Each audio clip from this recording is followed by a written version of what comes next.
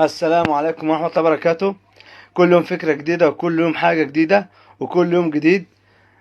جبت لكم النهاردة فكرة جديدة.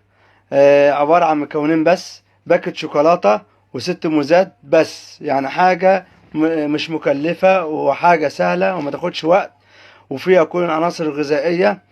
أي حد ممكن يعملها، حاجة سناكس كده. بس أولا صلي على الحبيب قلبك يطيب. وما تنساش شير ولايك ومتابعة عشان يصلك كل جديد. ولو عجبك الفيديو ان شاء الله يعجبك ان شاء الله.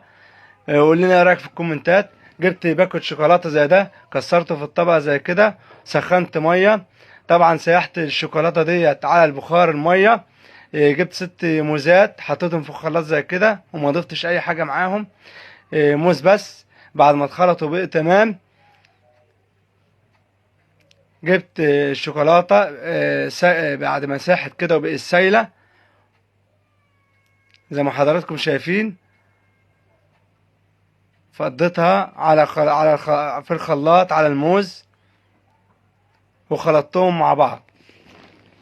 حاجة بسيطة وحاجة سهلة ومش مكلفة. وهم مكونين بس ست موزات وباكت شوكولاتة بس، لا فقط لا غير.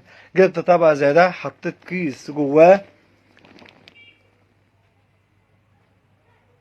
وفضيت فيه الخليط اللي انا خلطته، الموز مع الشوكولاتة.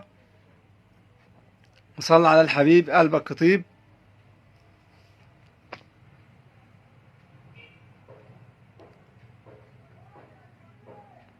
وغطيته بالكيس كده وسبت وبدأت وديته التلاجة 6 ساعات.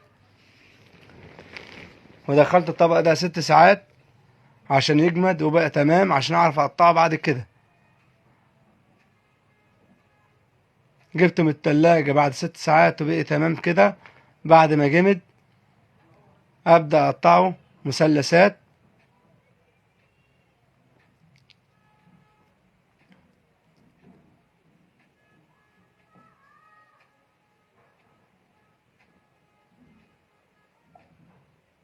يعني واحد بيجيب حاجة سهلة وبسيطة عشان يساعد الناس، واللي عنده فكرة يعملها.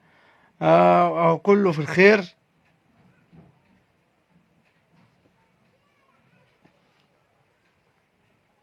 اللي عنده فكرة، عنده حاجة يقولها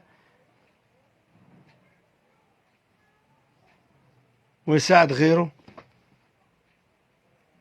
زي ما حضراتكم شايفين بقت زي الفل وبقت تمام. وصلى على الحبيب قلبك يطيب. لايك وشير ومتابعة عشان يصلك كل جديد. وقول لنا انت بتتابعنا منين.